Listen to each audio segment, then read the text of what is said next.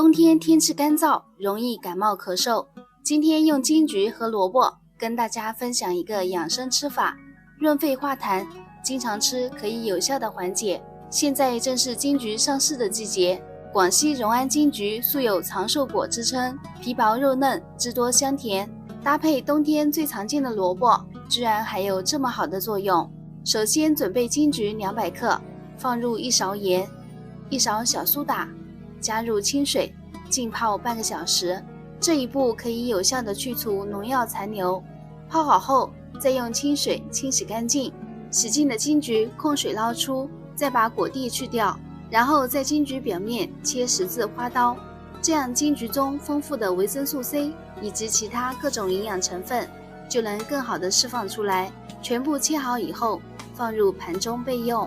再准备半个萝卜，也切成小块，切好后和金桔全部倒入炖锅中，加入500毫升的清水，50克老冰糖，先用大火炖煮，煮开以后再转中小火继续炖15分钟左右。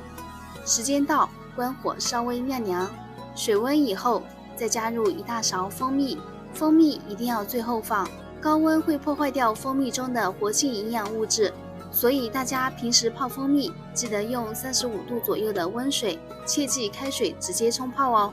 煮好的金桔萝卜水全家都可以喝，效果非常不错。冬天天气干燥，嗓子痒不舒服，反反复复都可以试着给家人做一份。学会的朋友记得点赞收藏，赶紧做给你爱的人吧。工作再忙，记得照顾好自己和家人的身体。我是米奇，我们下期见。